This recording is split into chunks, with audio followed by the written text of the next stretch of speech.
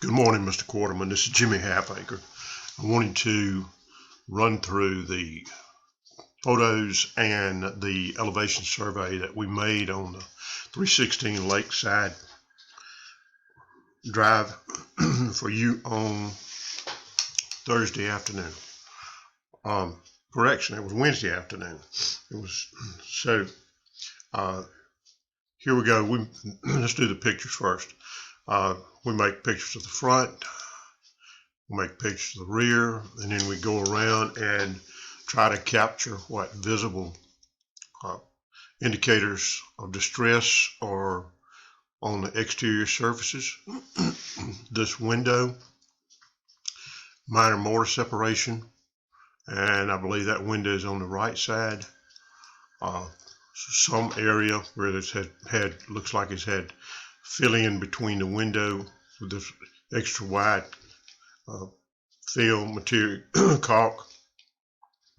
So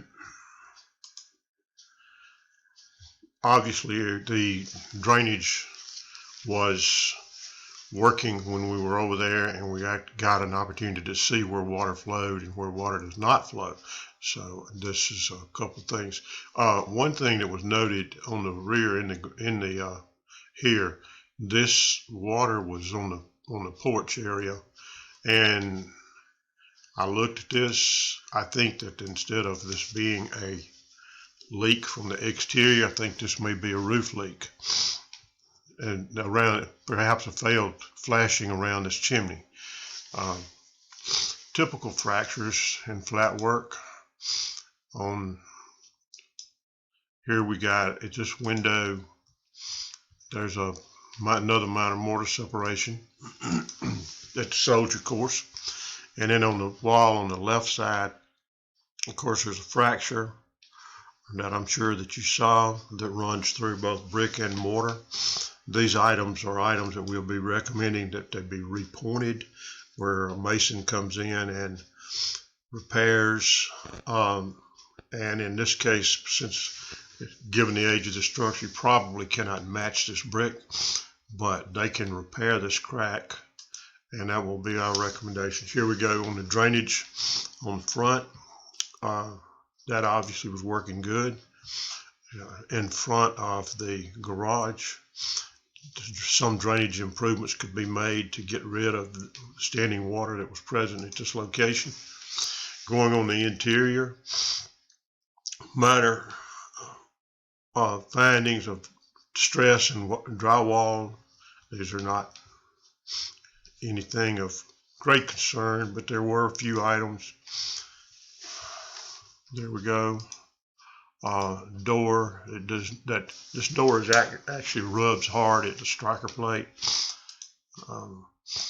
Back to the porch again.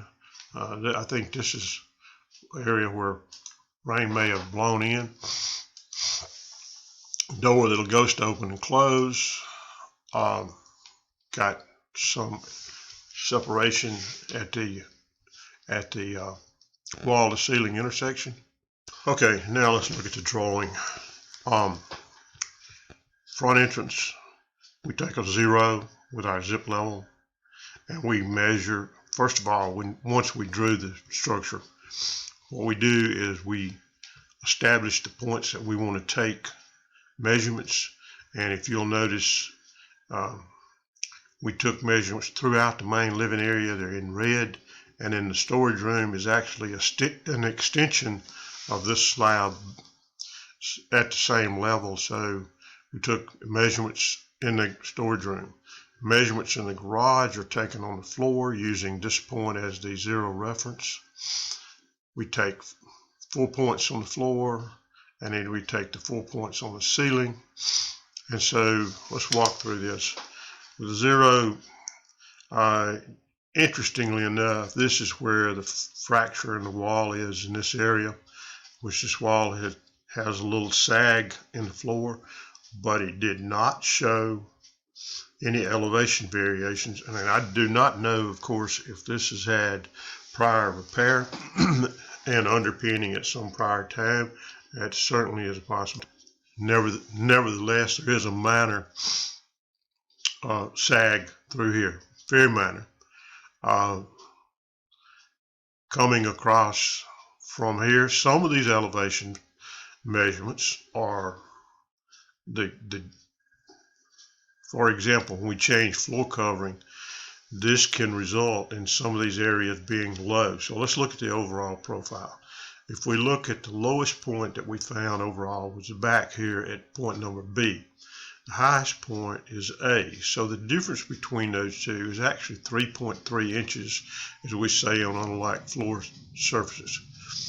But taking the overall, what you have is there's a slope from, as we defined, from the left toward the right.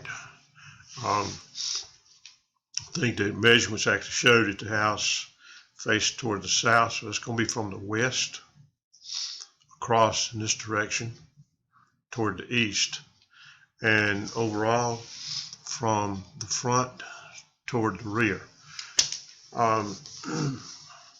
This is not a structure.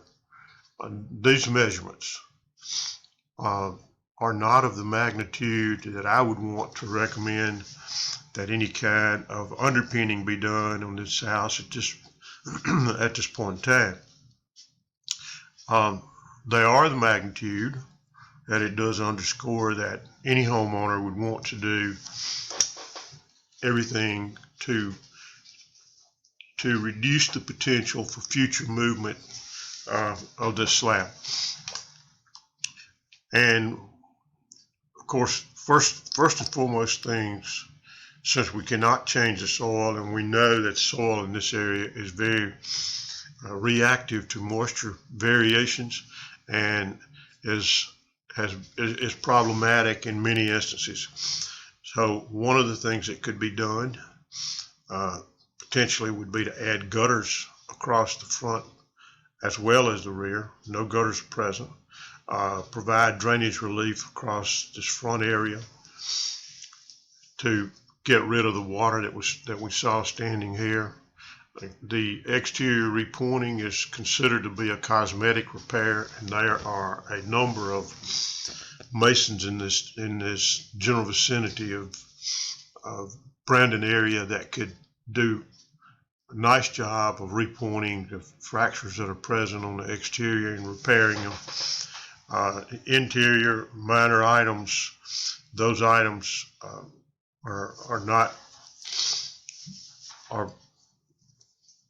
I would think that you might want to wait until repainting is done and then have a professional drywaller actually work those areas of distress. And of course, any door that does not work correctly should be adjusted. And that's basically it. That's what your report's going to show. And any questions, my number is 601-291-3140. Again, my cell, 601-291-3140. You and your agent, homeowner alike, feel free to call, and we can discuss any questions that you may have. Thank you very much.